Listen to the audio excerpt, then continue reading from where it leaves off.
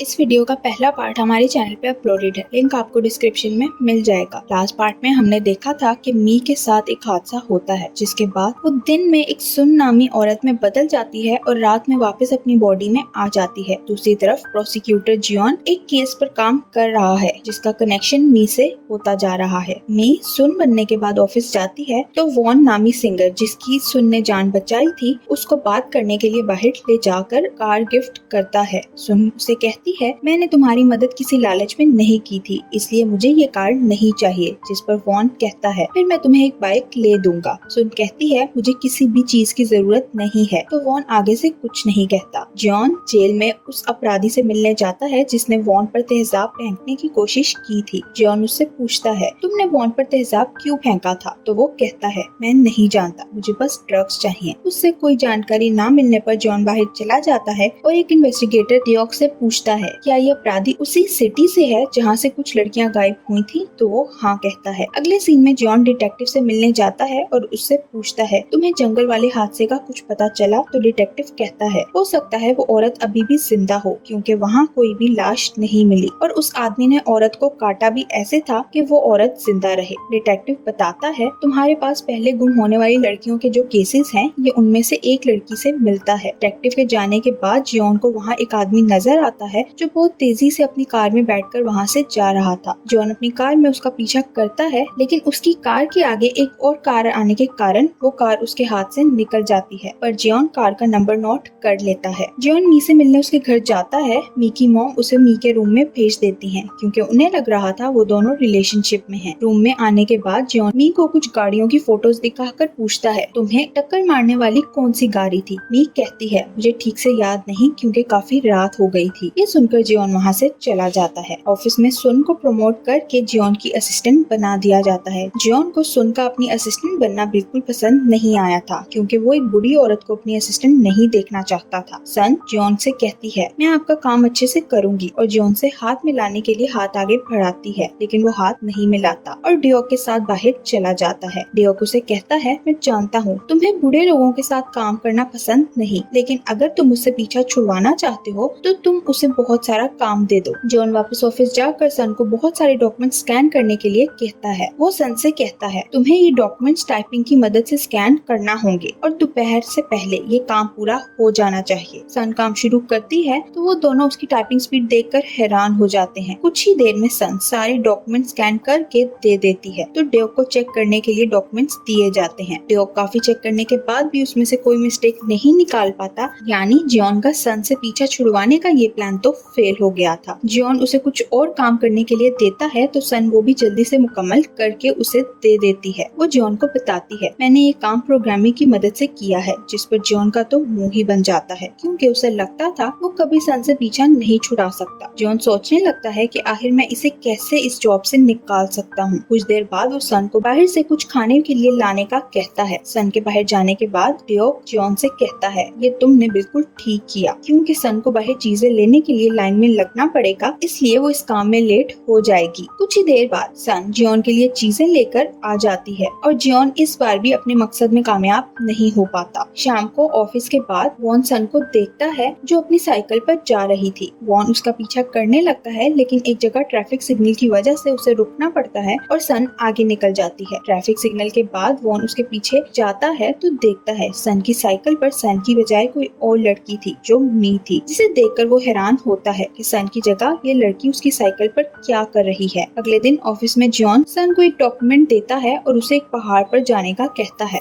John सन से कहता है, तुम्हें वहाँ जाकर विक्टिम को ये डॉक्यूमेंट देना होगा, क्योंकि विक्टिम पिछली बार कोर्ट नहीं आया था। सन डॉक्यूमेंट ले जाती है और डियोक जियोन को तसल्ली देते हुए कहता है, तुमने इस बार सन के लिए बहुत अच्छा काम चुना है, क्योंकि बूढ़ी होने की वजह से वो पहाड़ पर नहीं चढ़ पाएगी। उधर सन पहाड़ पर चढ़कर विक्टिम को डॉक्यूमेंट देकर वापस भी आ जाती है और जियोन को बताती है, मैं विक्टिम को डॉक्यूमेंट दे आई हूँ, इस बार वो कोर्ट जरूर आएगा। ये सुनकर जियोन एक बार फिर से निराश हो जाता है। जियोन डिटेक्टिव से मिलता है तो वो जियोन को बताता है, विक्टिम की डेड बॉडी में से एक ड्रग मिला है। ये सुनकर जियोन को अपने बचपन का एक फ्लैशबैक याद आता है, जिसमें डिटेक्टिव किसी लड़की के केस के बारे में बात करते हुए कह रहा था उसकी बॉडी से भी ड्रग मिला है। ये याद करके जियोन कुछ सोचने लगता है। जियोन अपने ऑफिस के बाहर था जब उसकी एक कोलीग उसके पास आती है और उससे कहती है, तुम जानते जानते हो मुझे तुम पर कॉलेज से ही क्रश है। उसकी बात सुनकर जॉन कहता है तुम्हें मुझ पर अपना टाइम वेस्ट नहीं करना चाहिए क्योंकि इसका कोई फायदा नहीं। वो दोनों ऑफिस जाते हैं तो जॉन को अपनी कोलीग के हाथ में उस विक्टिम के केस की फाइल नजर आती है जिसे उस आदमी ने मारा था और उस आदमी ने मी को भी मारने की कोशिश की थी। जॉन उसे कहता है तुम ये केस की फाइल मुझे दे दो, लेकिन कोलीग ऐसा करने से मना कर देती है। जॉन मी को रात को मिलने के लिए कैफे बुलाता है तो वो मान जाती है। ऑफिस में काम खत्म करते ही जॉन सुन से एक कार को ट्रैक करने का कहता है, जिस पर सन कहती है ये काम हो जाएगा लेकिन इसमें थोड़ा टाइम लगेगा। रात को अपना काम खत्म करके सन जैसे ही मी बनती है तो वो जॉन से मिलने कैफे पहुंच जाती है। जॉन उसका बैक ओर से देखता है तो सोच में पड़ जाता है, लेकिन मी से कुछ नहीं कहता। वो मी से कहता है जो आदमी तुम्हें कार से टक्कर मारने वाला था वो एक अपराधी है और उसने काफी लोगों का मर्डर किया है। जॉन मी को सेल्फ डिफेंस के लिए कुछ चीजें देता है, जिस पर मी उससे पूछती है अगर मैं इस केस की विटनेस हूँ तो मुझे अभी तक पुलिस स्टेशन क्यों नहीं बुलाया गया। उसकी बात सुनकर जॉन कहता है मुझे पुलिस पर भरोसा नहीं है, इसलिए मैंने पहले ही पुलिस को सब कुछ बता दिया है। फिर मी वॉशरूम में जाती है तो पीछे से जॉन उसका मोबाइल उठाकर कुछ करने लगता है। जॉन मी को उसके घर तक छोड़ने जाता है और जाने से पहले उससे कहता है अगर तुम्हें जरूरत पड़े तो मुझे कॉल कर लेना क्योंकि मैंने तुम्हारे मोबाइल में अपना number as a shortcut save कर दिया है। यहाँ फ्लैशबैक दिखाया जाता है जहाँ मी वॉशरूम में गई थी तब जॉन ने मी के फोन पर जीपीएस ट्रैकर इंस्टॉल कर दिया था ताकि वो हर वक्त मी की लोकेशन के बारे में जान सके। अगले दिन ऑफिस में डियोक जॉन को बताता है मैं एक आदमी से मिला था जिसने मुझे ड्रग की सप्लाई के बारे में बताया है कि वो कहाँ से मिलती है। जॉन और डियोक जानकारी लेने के लिए क्लब में जाते हैं तो सुन कहती है मैं भी साथ जाना चाहती हूँ, जिस पर वो दोनों मान जाते हैं। क्लब पहुंचकर सन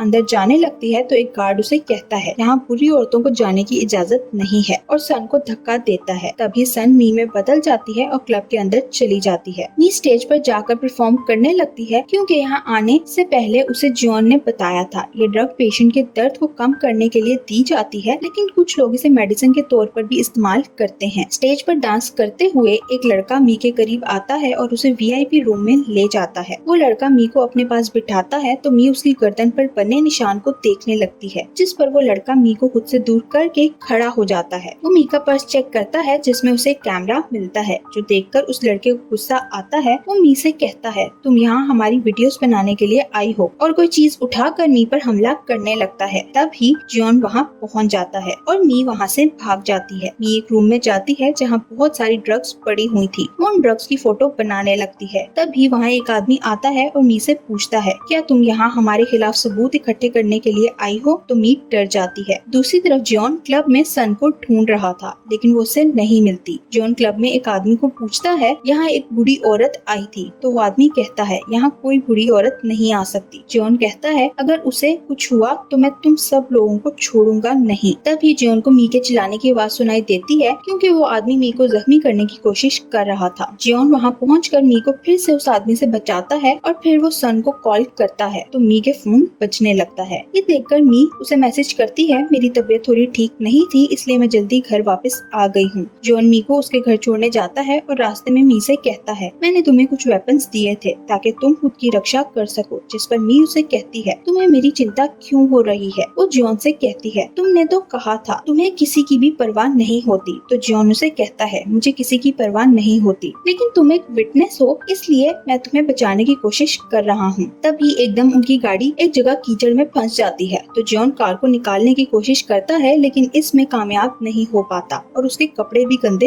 हो जाते हैं। ये देखकर मी अपने मॉम डैड को मदद के लिए बुलाती है तो वो दोनों मी और जॉन को अपने साथ घर ले जाते हैं। जॉन कपड़े चेंज करके बाहर आता है तो मी उसे देखकर हंसने लगती है क्योंकि जॉन ने उसकी मॉम के कपड़े पहने हुए थे। अगले दिन सन ऑफिस जाती है तो डियोक उससे पूछता है क्या तुम ठीक हो, जिस पर वो बीमार होने का नाटक करने लगती है क्योंकि उसने जॉन से बीमारी का झूठ बोला था। सन जॉन को क्लब में ली गई फोटोज दिखाती है तो जॉन हैरान होकर पूछता है तुम क्लब के अंदर कैसे गई, लेकिन सन उस बात को इग्नोर कर देती है। सन के वहाँ से जाने के बाद डियोक कहता है अगर सन ऐसे ही काम करती रही तो इस जॉब को नहीं छोड़ेगी, जिस पर जॉन कहता है मैं उसको क्लब इसलिए नहीं लेकर गया था कि वो इस जॉब को छोड़ दे, बल्कि वो वाकई बहुत अच्छा काम करती है और हमें उसकी जरूरत है। जॉन उस अपराधी की वीडियो देखता है जिसने वॉन पर तेजाब फेंकने की कोशिश की थी और डियोक को ये वीडियो दिखाकर कहता है ये अपराधी पहले ही वहाँ मौजूद था लेकिन उसने वॉन जॉन पर उस वक्त तेजाब फेंका जब वहाँ बहुत सारे लोग इकट्ठे हो गए थे। जॉन डियोक से कहता है, इससे ऐसा लगता है ये अपराधी वॉन की बजाय किसी और पर हमला करना चाहता था। वो डियोक के साथ उस अपराधी से मिलने जेल जाता है और उससे पूछता है,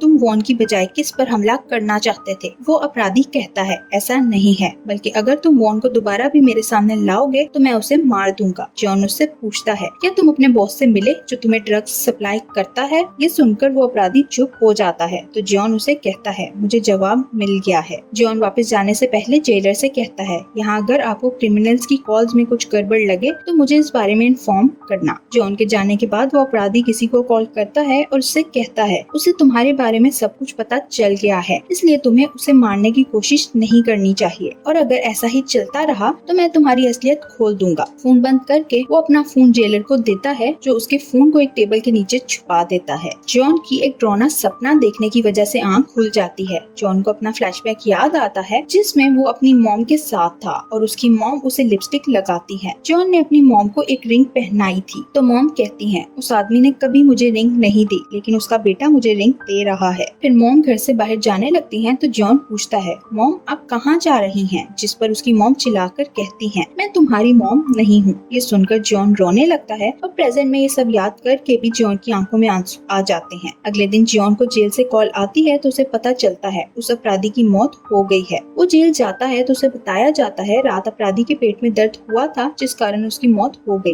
लेकिन मौत की असल वजह क्या है ये रिपोर्ट आने के बाद ही पता चलेगा। जॉन और डियोक वापस चले जाते हैं तो जेलर किसी को कॉल करके बताता है वो लोग आए थे और अपराधी के बारे में पूछ रहे थे। जेल से बाहर आने के बाद डियोक जॉन से कहता है, क्या हमें इस बारे में वॉन को बताना चाहिए? जिस पर जॉन मना करता है कि इस सब से वॉन की मेंटल हेल्थ खराब हो सकती है। दूसरी तरफ ऑफिस में सन किसी को कॉल पर बता रही थी जॉन ऑफिस में नहीं है क्योंकि एक अपराधी की मौत हो गई है। वॉन बाहर खड़ा उसकी बातें सुन रहा था। वो अंदर आकर सन को इस बारे में पूछता है तो उसे वॉन को बताना पड़ता है कि जिस अपराधी ने उसके ऊपर तेजाब फेंकने की कोशिश की थी उसकी मौत हो गई है। ये सुनकर वॉन शॉक्ड हो जाता है। उसी वक्त जॉन आता है तो वॉन उससे पूछता है, क्या अपराधी की मौत मेरी वजह से हुई है या उसने सुसाइड की है? जॉन उसे तसल्ली देते हुए कहता है, ऐसा कुछ नहीं है, उसकी मौत के बारे में रिपोर्ट आने के बाद पता चलेगा। वॉन के जाने के बाद जॉन सन को डांटता है कि तुम्हें अभी इस बारे में वॉन को नहीं बताना चाहिए था। सन जॉन की बातें सुनकर हर्ट हो जाती है और एक जगह पर बैठकर रोने लगती है। तभी सन को अपने सामने कैट नजर आती है। फिर जब उसकी आंख खुलती है तो वो मी बन चुकी थी और जॉन के अपार्टमेंट के सामने थी। वो उसका पासवर्ड लगाकर दरवाजा खोलने की कोशिश करती है लेकिन दरवाजा नहीं खुलता क्योंकि ये अपार्टमेंट जॉन का नहीं बल्कि जॉन का था। मी एक इलेक्ट्रिक वेपन से उसका लॉक तोड़ती है लेकिन फिर गिर जाती है। तभी जॉन बाहर आता है और मी से पूछता है, तुम यहाँ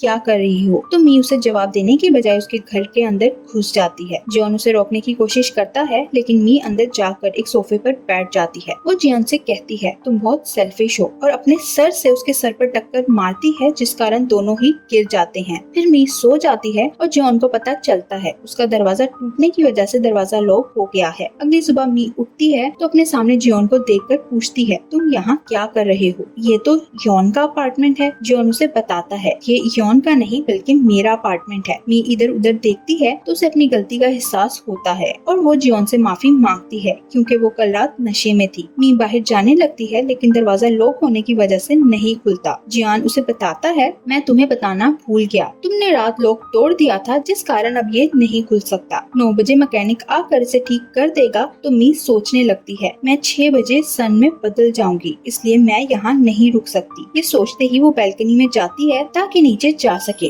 और तभी वो देखती है सूरज निकल गया था। इसी के साथ ये पार्ट यही एंड हो जाता है। क्या जॉन पर मी का सन बनने का राज खुल जाएगा या नहीं? कहानी में आगे क्या होने वाला है ये जानने के लिए मिलते हैं नेक्स्ट पार्ट में। Thank you for watching.